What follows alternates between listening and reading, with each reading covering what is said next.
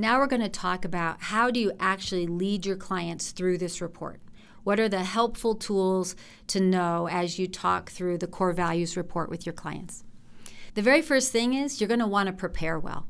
Review the report as well as the guidelines in the core values overview pages before you begin.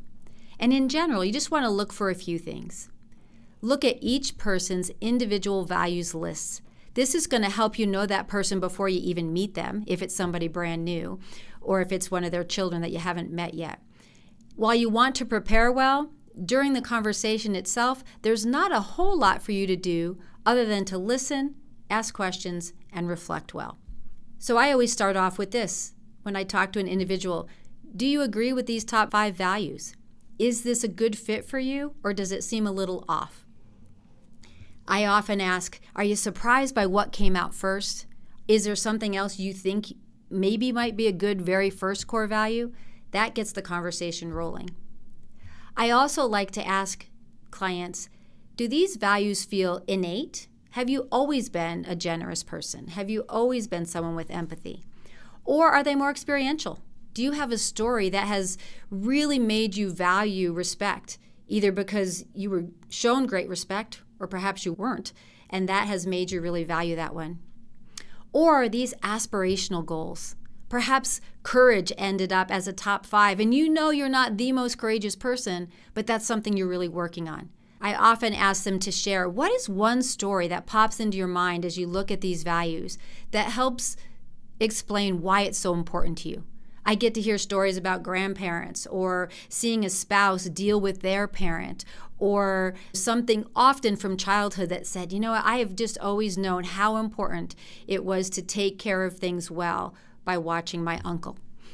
Those stories are often enriching for people to share, and they can sometimes be brand new. The family might never have heard those before, and so it's a great connection. And finally, I love to ask the rest of the family as we go through that individual list for each person, do you see these values played out in this person? It's so encouraging for a parent to hear a child say, yeah, I always see my mom or dad act with integrity. Or for a child to hear parents say, oh, I truly value the way my child can connect with others. It's something I've noticed his or her whole life. So getting them to speak into that is also really powerful for the family and also for you as you listen. The next thing I like to do is review what we call the heat map. And it's so much fun to have that visual for families. The very first thing I like to do is explain those 4 quadrants. And it's really simple. We all ask 4 questions, and we just ask them in a different order. And so I explain the question for each quadrant. The artistic quadrant asks the question, how do I engage the world? The productive quadrant asks the question, how do I optimize this? How do I build a good process? The inspiration quadrant asks the question, what is most ideal and how do I help achieve that? And that ethical quadrant asks the question, what is good and right?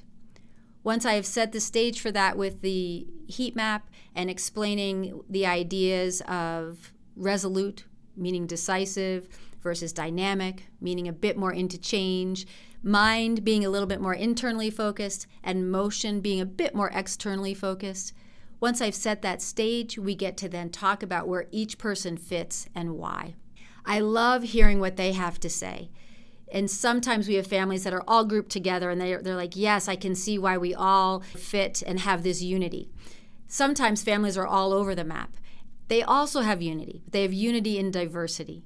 And so it's interesting to ask them, any surprises? Is this how you see this play out in your home? Where are you guys alike? Where are you different? Where does this bring you together? Where does this provide a little conflict? And help them to understand the strengths within their family because of where they end up on this heat map. So I love to ask questions, especially of those outliers, and talk about how that all fits together. We as humans have this tendency to believe that if people have different values than us, it might mean they have no values at all. And clearly that's not true. And this heat map provides that discussion. People get to say, I see, you actually value engaging the world, while I value really thinking about what is good and right, what are principles to live by. Both are really important.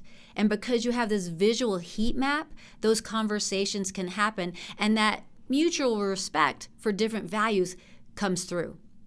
We've seen this play out in conversations between parents and children, but also between spouses, saying, wow, I actually love that about you, that you are so process-oriented because you help us get things done, where I sometimes get really focused on the ideal and forget the process. Those conversations can come through, and those differences in values can actually be seen as a strength and a gift. Okay, the next thing that we get to do is look at that shared values list. What are the top 5 core values for the family as a whole? I think this is a great thing to do right after that heat map. You've talked about how we're different, how we all end up in these different spots, and now you bring them together. Who are they as a family? What are their top core values as a family? Where is the overlap between our individual core values and our family core values? Where are they different? Where are they overlapping? And then asking them, do these values accurately define our family? Would we call this our family motto or our family vision? Where do we see this really honing in on who we are, and where might we think we need some tweaks? Again, great conversations, and it provides for great unity for the family as a whole. I love to use this analogy with core values. It's the analogy of a family photo. You're going to get your picture taken. Everybody looks great, everybody's dressed right, and everybody's smiling. And then you're going to take that same picture 10 years from now. You can still tell who each person is, but they've all changed just a little bit. And that's what core values are like as well. This is going to provide a snapshot for the family. This is who we are. This is our top 5 core values. And in 10 years, those values might change just a little bit, but you're still going to see who the family really is, what the family really values. And that's what carries on over time, which is why we want families to talk about what matters most to them before they dive into their financial plans. The next part of the report actually helps people to put action behind their values. As they're having a discussion of this is who we are as a family, these are our top 5 core values, the next part actually helps them act on that. It gives them ideas for their financial plans and their estate plans based on those values. For example, if the family really values good health and empathy, it could be that part of their estate plan is making sure others get good medical care or good mental health care. That could actually be something that they put within their estate plan. These suggestions get families talking and thinking. It helps them say, these are our core values, this is who our family is, and this is what we want to do about that. Sometimes that means buying a legacy property because your top 5 core values include connection and experience, and so you want to provide that for your family. What I love about it is there are no right and wrong answers. It's this is who we are, these are our values, and here's some initial ideas for our estate plan. How can we talk about those? We've actually created a tool to also help with individual growth towards these core values. We ask each member of the family, how am I going to really live into what I say matters most to me? And we ask them for each of those top 5 values to think about, if I were to invest a bit more time, or invest a bit more of my talent, or invest a bit more of my finances into my core values, what would that look like? We actually ask them to write down ideas, to brainstorm ways together that they can live out these core values. And by providing this first step, it helps families to start thinking about that as a whole. As we plan our estate documents, as we think about our financial plans, how can we live out what matters most to us? Okay, I told you this was a lot of fun, and now I think you should go practice. Share the core values report with some friends or with your family, and then take a few minutes to walk through the report with them. Make sure you also put your own top 5 values in there and be part of the conversation. This way you'll know how it feels on both sides. It'll be a lot of fun, and I hope you take some time to do it.